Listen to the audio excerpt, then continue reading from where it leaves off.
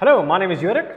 My name is Darren. We are the Kingsmen, where we are two Kingsmen, all about living life and thinking through the eyes of the King Jesus, and loving his people, the people of the kingdom, and also advancing his kingdom into the kingdom of the world. Today we are looking at the clash of kingdoms, if I can call it that. You've seen the news, I've seen the news. There are some big things happening in the world right now. A lot of it hinging around the Middle East, a place of controversy for many years. Many thousands many of years. Yeah. And with the bombings that's going on in Iran and in Lebanon, the involvement of the US, Christians have different views, different takes of what's going on in that area. And I have a statement here for us to think through. To agree or disagree on. To agree or disagree on. Here it is. Using specific biblical prophecies from Revelation or Ezekiel to interpret the bombings in Iran and Lebanon does more to cause fear than it does to provide biblical hope. Does more to cause fear, yes.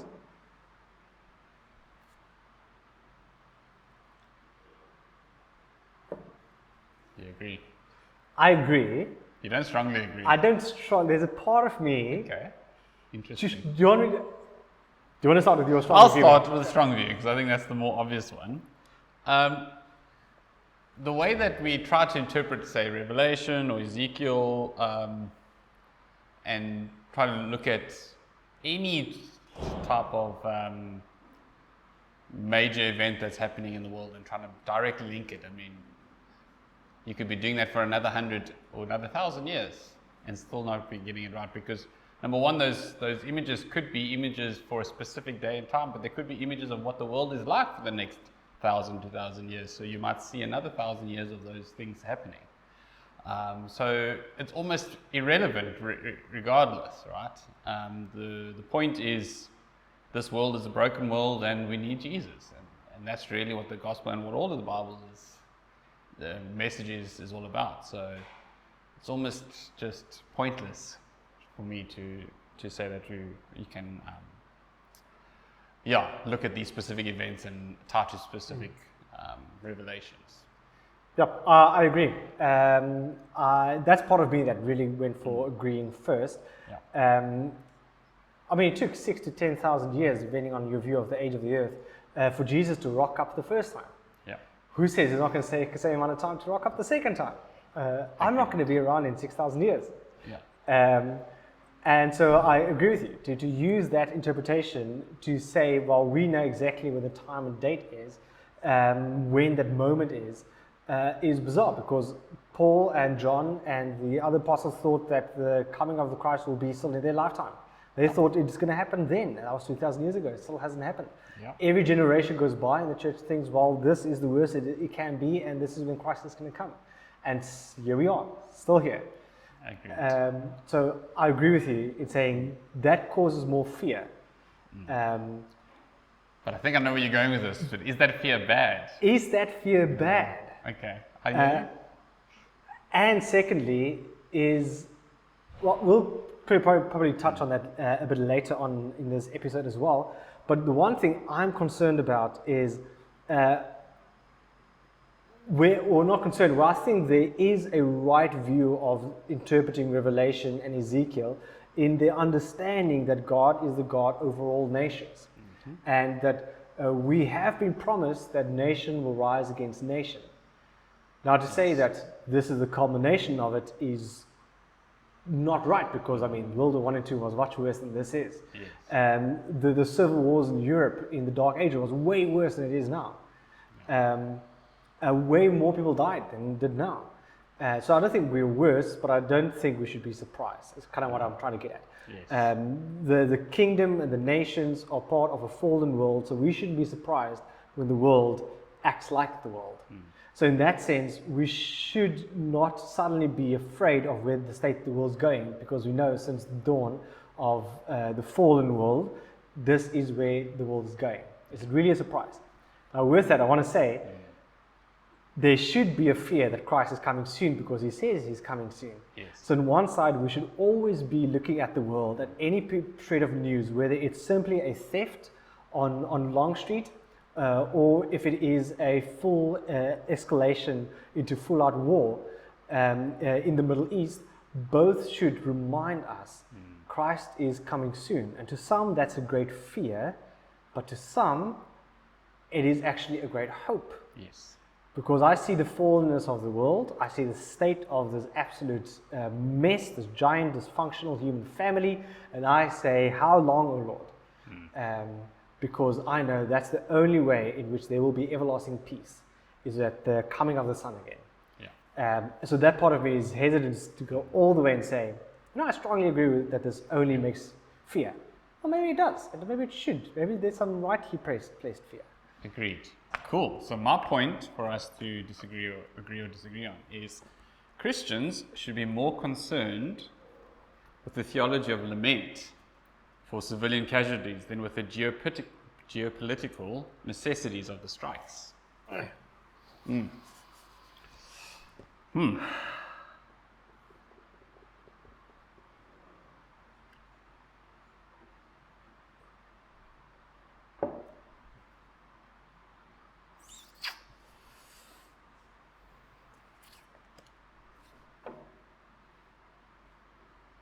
I think it's going to play out the same way as the previous question. Okay. There's a hesitancy. Interesting. Let me start this time Okay. with my hesitancy. I do want to acknowledge there is a pocket of Christians around the world, Christian commentators on the news, that kind of is stone-faced, emotionally detached about the scenario and simply try and play it out like a chess match. Who's at fault here? You know, what is the intricacies? Now, I think there's a right place for trying to figure out the global politics. Yes. But to limit what has happened to just, let's see, how is this going to work out for this person? What's going to happen to the fuel prices? You know, if Trump only did so and so and so, I think they are missing the mark a bit. But on the other side, I think that there is also a part of us that has to be concerned with the theology of lament, but also the theology of countries and kingdoms. Okay. Countries are called to govern themselves under the will of God. Countries are called by Paul to take up the sword. Now, there is a lot of broad evangelical Christianity that is almost a bit fearful of treading that territory of nations being allowed to defend themselves, that there's almost not spoken of. Yes. So the flip side, or the pendulum swinging, or the other end is we can only lament about how bad that is and how that it's so bad for those parents and those kids and so on to lose, which is absolutely right. We should have that lament. Yes. But at the same time, what is our understanding of God giving nations their boundaries and call them to look after their nations? What does that look like? Yeah. Have we considered what the nation's responsibilities in taking up the sword and enforcing it look like, which is their God-given right? Yeah. Agreed. So that's my hesitancy. Okay. So let me try to convince you why I still say strongly agree, even though you brought a very good point up. So for me, I don't see that as a conflict between the theology of lament for Christians versus what governments should do in nation states. And in a sense, you would almost see it as keeps Christianity out of politics, right? Yeah, there's a has to be separation of church and state. It's church and state separation, right? And then the church is to focus on what the church needs to do, which is lament for the people, and the state needs to do what the state needs to do, which is defend and hold law and order And so part of that is violence and war and taking up arms. But it's not that the Christians take up arms and the governments lament for the people. To a greater degree, there's different roles, right?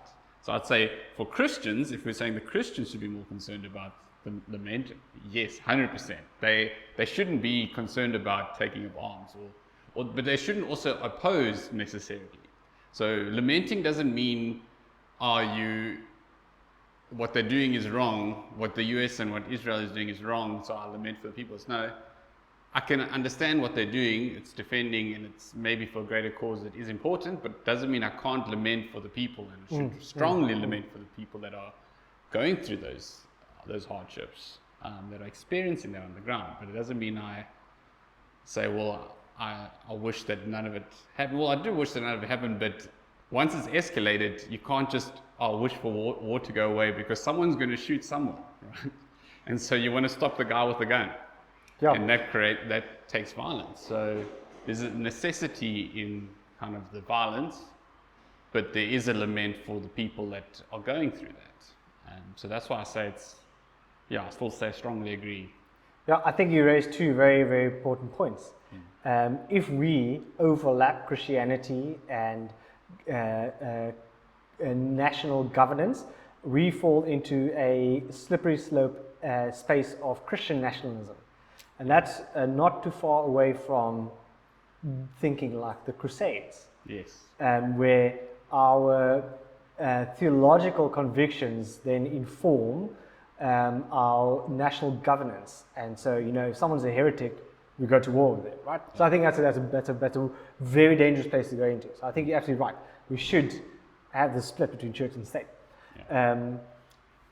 I'm also want to just double down on what you've mentioned about the theology of lament. I mean, we've said that term, we haven't really defined it. What does lamenting mean? We see all of the Bible, but I think there's spheres of lament.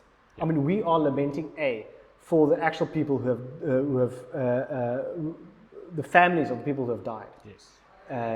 We are lamenting at war, because nowhere ever is war a good thing.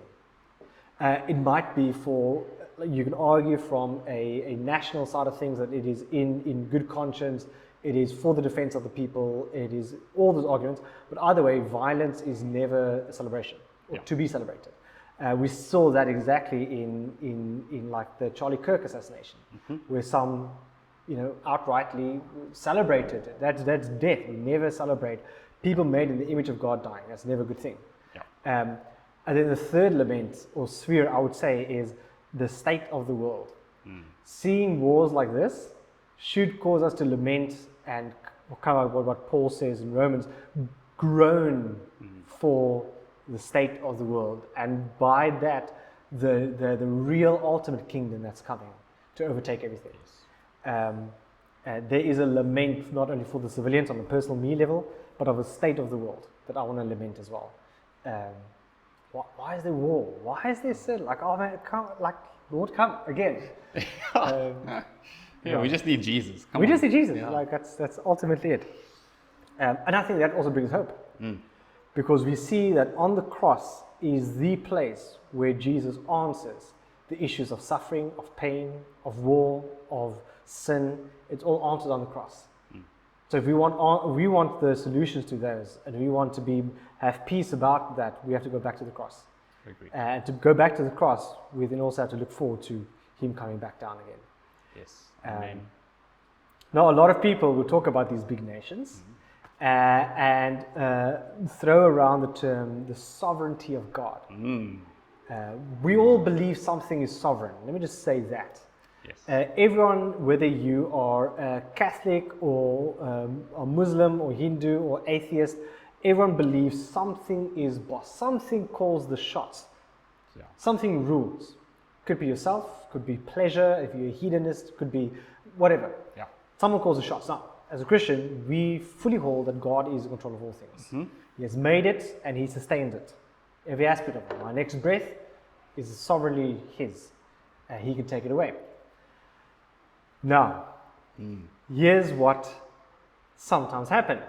An emphasis on the sovereignty of God is frequently used by believers as a theological shield to avoid sitting with the emotional weight of lament for those suffering in the Middle East. Interesting. Almost using God's sovereignty as plot armor. Yeah.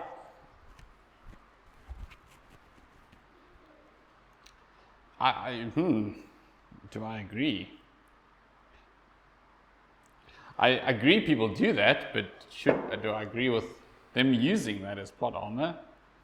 Probably, I have to disagree. Yeah, I have to go with disagree. I have to agree with you and disagree. I like what you did there. Let me go first. So, let me try to formulate my response. I guess the 2 points that we always come back to when we're talking about this topic is God's sovereignty. There's God's sovereignty and man's responsibility, right? And they seem to be mutually exclusive, and it's either one or the other, but there is this Venn diagram where those two overlap, and we can't really focus in on that from our viewpoint. I think we're standing too close to it, and we don't obviously have the ability to understand the way God understands how He set this world up. But there is a way where those two overlap. And you can't hide behind God's sovereignty in what happens in the world and say, well, man's not responsible. It doesn't matter what man did. Regardless of what I did, God's will is going to be done, right? And so I can go and be hedonist. I can go do whatever I want. I can go kill people because if I succeed, that it means it was God's sovereign will that would happen. And so I can just keep on killing. That's taking it to an extreme, but that's kind of the viewpoint you're kind of holding if you're standing behind God's sovereignty and like, I don't really feel lament for these people because it was meant to be in the war. It's just a necessary evil for the greater good. That's why I'll say disagree. I must say, hearing you say that, spot on. We can overemphasize sovereignty in the sense of I'm not to blame, or humanity is not to blame. Yeah. But the outworking of this war is a consequence of our sin and the fallenness of the world and the work of the devil. And so to rob all those three and just place them on the sovereignty of God can lead to issues.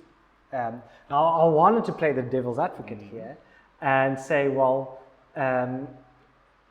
Christians often treat God's sovereignty almost like a clinical sedative. When we see the bombings in Tehran or in Beirut, we immediately jump to, well, God's in control, or He's working all things for good. Which is right, that is true. Yes. It's a true statement. But while true, we use these truths to bypass the groaning mentioned in Romans 8.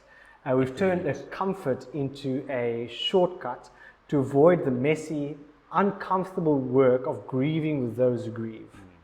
If we don't feel the weight of the tragedy, our theology is just an intellectual escape tactic. Yes.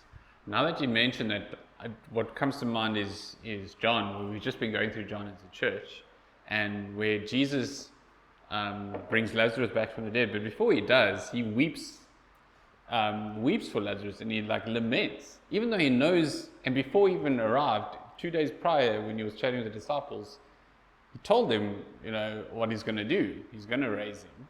So it's like He knew that was going to happen, but He still lamented and wept for Lazarus, and felt the hardship, even though He knew literally He's going to raise him from the dead a few minutes later, and it's going to be a very joyous occasion, and it's for God's sovereign will that would happen, so that He could show that His power has power over sin and death.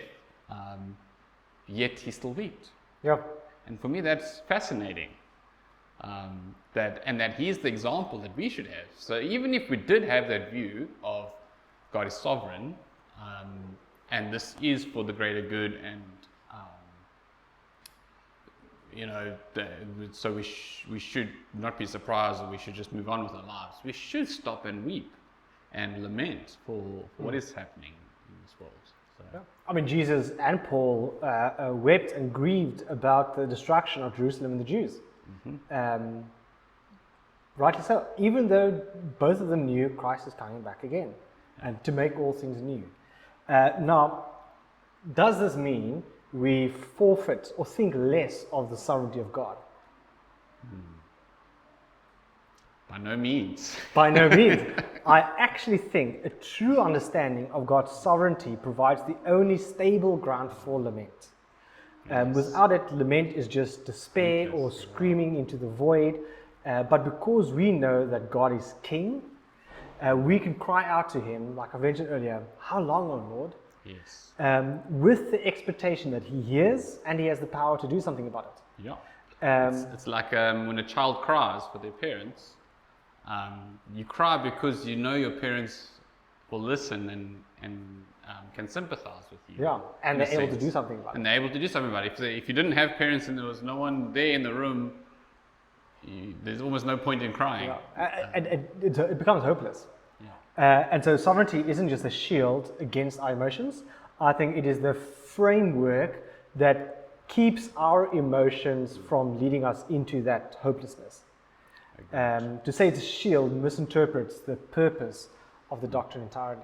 I think it provides me hope to know that my Father is around and He hears and He has the power to do. Now we know He's promised to what He's going to do. To some, it's going to be the worst day, but others, it's going to be the most joyful day. He is going to bring an end to the pain, to the war, to the suffering. And I'm going to trust Him for it. Yes. Yeah. Amen. All right. All right. Thank you. That's all from our side. On this episode, at least. You can disagree with me on that. But we it's have... hot. I need to we are going to burn out. So that's all from our side here at the Kingsmen podcast. We look forward to seeing you on our next episode. Till then, we encourage you to love the King, love His people, and advance His kingdom. Amen. Cheers. Cheers.